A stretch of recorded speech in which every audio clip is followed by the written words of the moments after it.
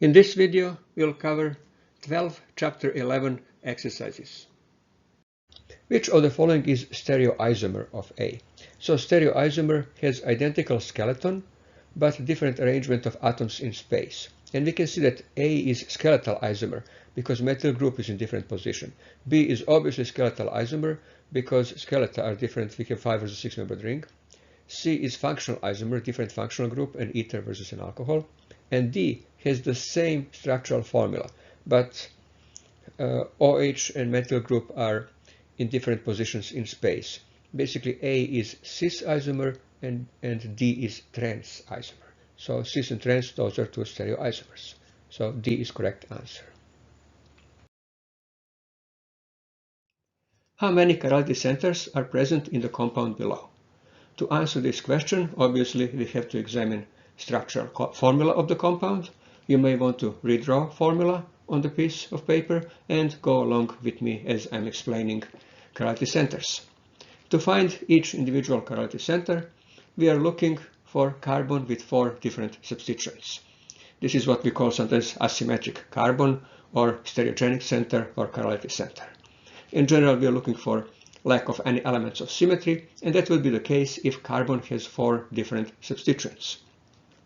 For that reason, we ignore any CH2 group, any methylene group, because obviously those carbons have 2 different hydrogens. We can start with methyl group, that is substituent on cyclopentane ring. So cyclopentane ring is divided into 2 halves. We draw a line and divide cyclopentane ring into 2 halves to see whether those 2 halves are different and whether they constitute formally 2 different substituents. Of course, carbon of the cyclopentane ring that is attached to methyl group already has 2 different substituents, and those are the methyl group and hydrogen. Now remaining 2 halves of the ring are clearly different. 1 half is comprised of 2 CH2 groups. That's the bottom half. Top half is obviously different because one part of the ring, 1 carbon atom is CH2 group, but the other has rather large substituent, so clearly different from the rest. That large substituent, of course, contains hydroxyl group and a branched chain. Since 2 halves of the ring are different, they constitute 2 different substituents, and it means that carbon that we are considering is a chirality center. So we label that one as the first chirality center. Next, we consider second carbon of the ring that is substituted. Again, it has 2 different substituents, hydrogen and this previously mentioned substituent that has hydroxyl group and branched carbon chain. Again, starting with that carbon, we divide cyclopentane ring into 2 halves to see whether those 2 halves are different. And again, they are different. Again, bottom half is comprised of 2 CH2 carbons, while top half has 1 CH2 carbon, and the other carbon, that is CH with methyl substituent. Clearly 2 different halves, which means that again, carbon we are observing has 4 different substituents and is another chirality center. Finally, we should consider this side chain, branched side chain. So carbon that is bonded to hydroxyl group, and that carbon also has 4 different substituents, so that's yet another chirality center, third one. Final carbon that is substituted has 2 identical substituents. Those are methyl groups, and so it is not a chirality center. That means that there are a total of 3 chirality centers in this molecule. Next question, how many stereoisomers in the alcohol above question 2 exist? So for that we use Van 't Hoff rule, 2 to the power of n, where n is number of chirality centers, so 2 to the power of 3 is 8. So there are a total of 8 stereoisomers. For the following pairs of compounds, indicate if they are enantiomers, diastereomers, 2 molecules of a meso compound, or 2 identical molecules, but not a mesoisomer. First pair, question 4, is a pair of isomers of 2,3-butane-diol. These are Fischer projections, and a convenient aspect of Fischer projections is that when 2 Fischer projections are mirror images of each other, then 2 compounds or two isomers are enantiomers. That's because Fischer projection implies third dimension, three-dimensional representation of a molecule. And this is actually a trio pair of enantiomers. So this is trio pair of enantiomers of 2,3-butane diol. Next question, question number 5. You may recognize that as an erythro pair. This or erythro compound, more accurately, not a pair. Erythro compound, erythro isomer of 1,2-dichlorocyclohexane. And while this isomer has two chirality centers, each carbon that is attached to chlorine is a chirality center, overall molecule contains a plane of symmetry. And you can see that rotation of either of the two formulas by 180 degrees gives the other isomer. So this is a compound that has individual chirality centers, but overall has a plane of symmetry and overall is not chiral. So that's mesoisomer or mesocompound. So in this case, erythro isomer is mesocompound, and we have only one form. We don't have a pair of enantiomers, only one form, only mesocompound. And finally, question 6. This is actually a pair of enantiomers. The best way to visualize this, to recognize that this is a pair of enantiomers, is to make two models and then compare the models, and you will see that they are mirror images of each other. Alternatively, you can use pen and paper and rotate substituents, move substituents around using allowed transformations, like moving two pairs of substituents, flipping position of one pair of substituent and then another pair. So flipping positions of two pairs of substituents simultaneously. Or rotating clockwise or counterclockwise three substituents while leaving fourth substituent in place. If you carry out those transformations, you will find out that these are a pair of enantiomers.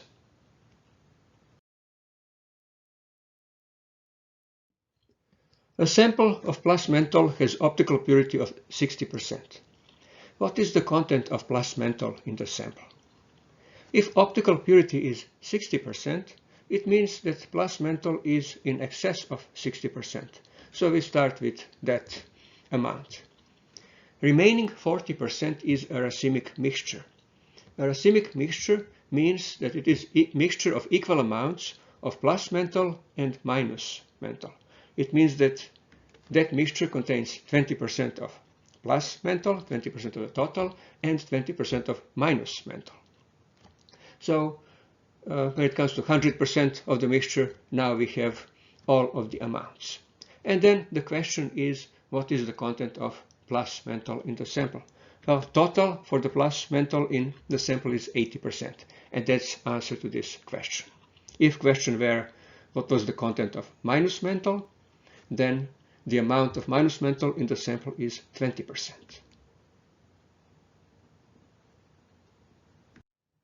What is the configuration of the following compound? This compound has two chirality centers. You can see this is dicarboxylic acid, and carbon atoms 2 and 3 are chirality centers.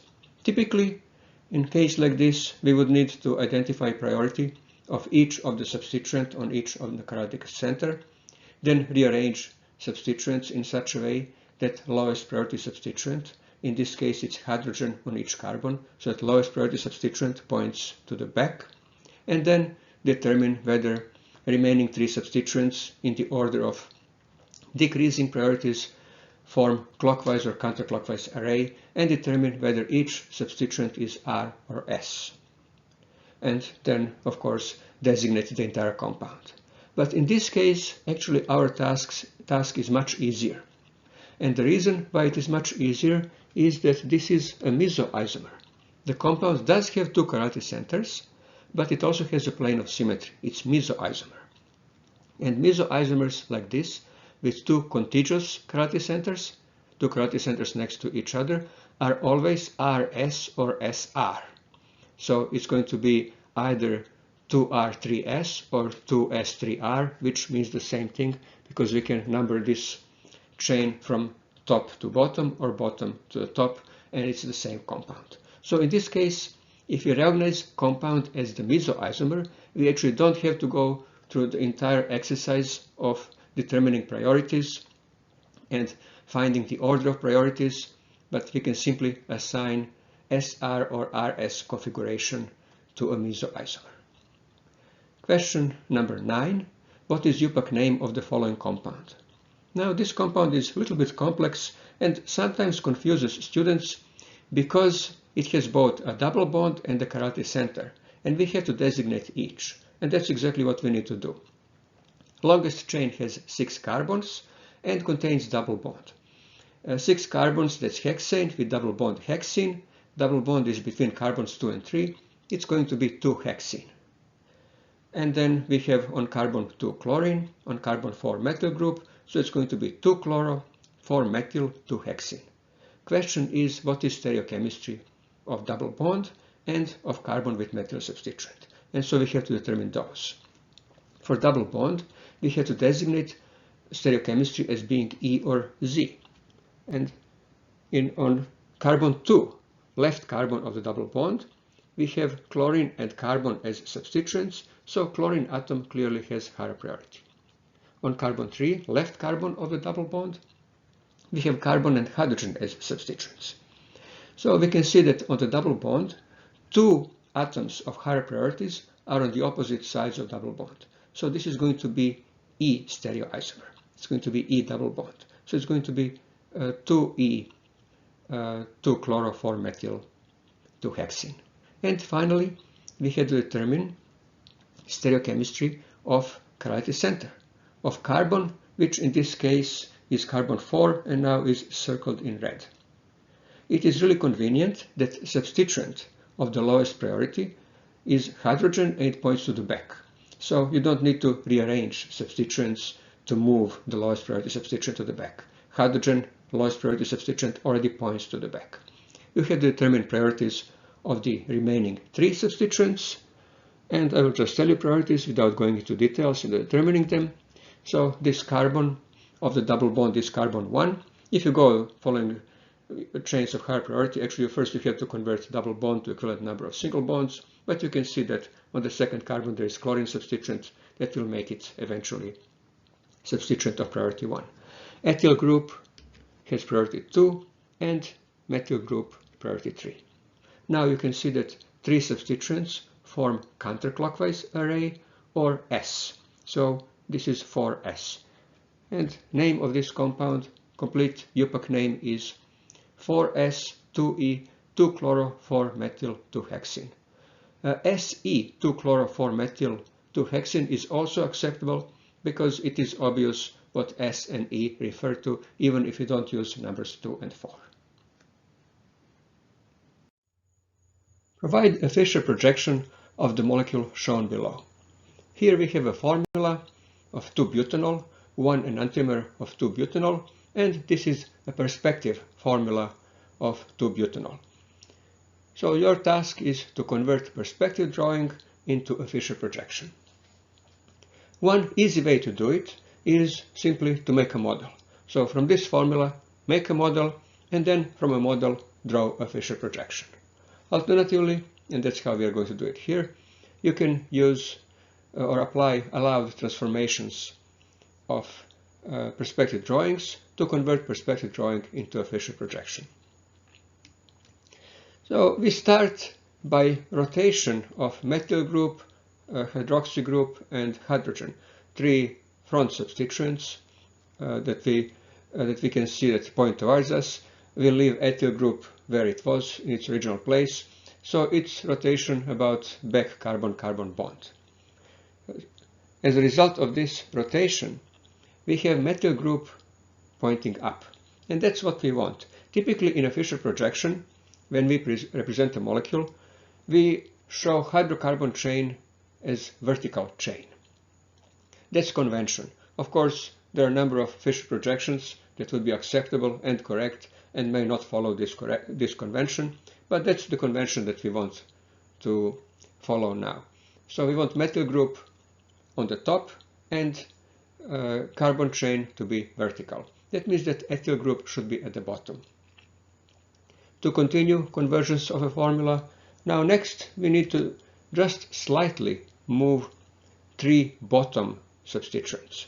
So hydrogen, hydroxy group, and ethyl group we move just slightly, rotate these three groups just slightly as these green arrows show, and of course we leave vertical carbon-carbon bond, chiral carbon methyl group bond in place. So that's second rotation about the bond.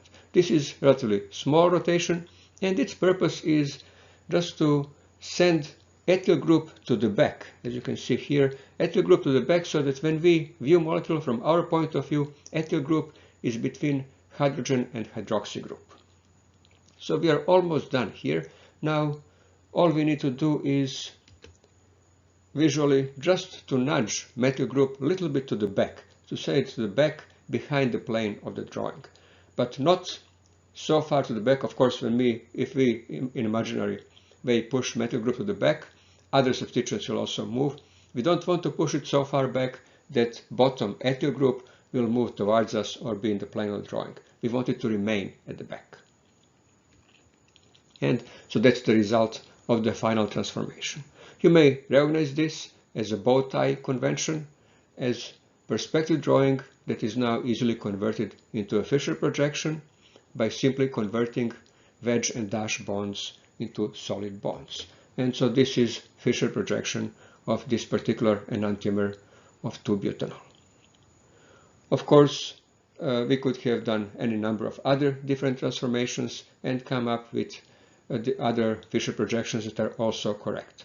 One of them would be, for example, to end up with upside down representation. 180 degrees or upside down rotation of Fischer projection is allowed, so you can see that this is identical enantiomer. According to Cahn-Ingold-Prelog rules, what is the correct way to replace double bond with virtual atoms in this substituent? This is a phosphonate ester substituent. Substituent in this formula is, for emphasis, attached to the rest of the molecule with bold bond, just to show the substituents that we are supposed to deal with. Now, what you need to do is simply consider phosphorus-oxygen double bond, because that's the one where you would be introducing virtual bonds and virtual atoms. So we redraw the rest of the substituent. So the rest of the phosphonate group is redrawn. And the only thing that you need to do is replace multiple bond with equivalent number, that means the same number of single bonds. So phosphorus-oxygen double bond is replaced by 2 single bonds on each phosphorus and oxygen. Phosphorus-oxygen double bond is converted to a single bond, and we add on phosphorus atom another single bond, virtual bond, and at the other end of that bond is what was the atom that was at the other end of the phosphorus-oxygen double bond. That's oxygen. So virtual bond on phosphorus has virtual oxygen atom at the other end. And the same for oxygen. We replace double bond with 2 single bonds. So we keep single bond that was there from the double bond and add virtual single bond. At the other end of that single bond is the atom that was at the other end of the double bond to oxygen, and that's phosphorus. And so here on the right you have correct formula where in the phosphonate substituent multiple bond has been replaced with virtual bonds and virtual atoms. And the final question, indicate the order of priorities and stereochemistry of the molecule shown below. So here we have molecule 3-bromo-1-pentene. We need first to determine the order of priorities of 4 substituents. It's easy to identify chirality center. Its carbonate is shown here with 4 different substituents, 2 in the plane of the drawing with solid bonds, 1 with wedge and 1 with dash bonds, so hydrogen points towards us, bromine away from us. Priorities of bromine and hydrogen are easy to determine. Bromine obviously has the highest atomic number of the 4 atoms bonded to the chirality center, so that's priority 1, and hydrogen priority 4, atomic number 1, lowest atomic number. 2 carbons have, of course, identical atomic numbers of 6, and to determine the order of priorities, you will have to convert carbon-carbon double bond into virtual atoms and virtual bonds, virtual atoms, and then determine the order of priorities. Since I already in the previous question explained how you introduce virtual bonds and virtual atoms, I will not be repeating that, but if you follow the process, then you will find that, as already mentioned, bromine has priority 1, vinyl substituent, carbon-carbon double bond, has priority 2, ethyl group priority 3, and hydrogen priority 4. Now, to determine stereochemistry, the easiest way to do it is to rotate the molecule in such a way that substituent with lowest priority points away from us. Of course, you can always make a model from this formula and then from the model determine whether the molecule is R or S. So what we need to do is rotate the molecule around a single bond, carbon-carbon single bond, and in this case rotation should be around bond carbon, chirality center, to carbon of the vinyl group. That will rotate positions of substituents 1, 3, and 4. And so we end up with this arrangement. This forms counterclockwise array, so substituents with priorities 1, 2, and 3 form counterclockwise array, and it means that this is S compound. So this is S3-bromo-1-pentene. And this completes Chapter 11 exercises.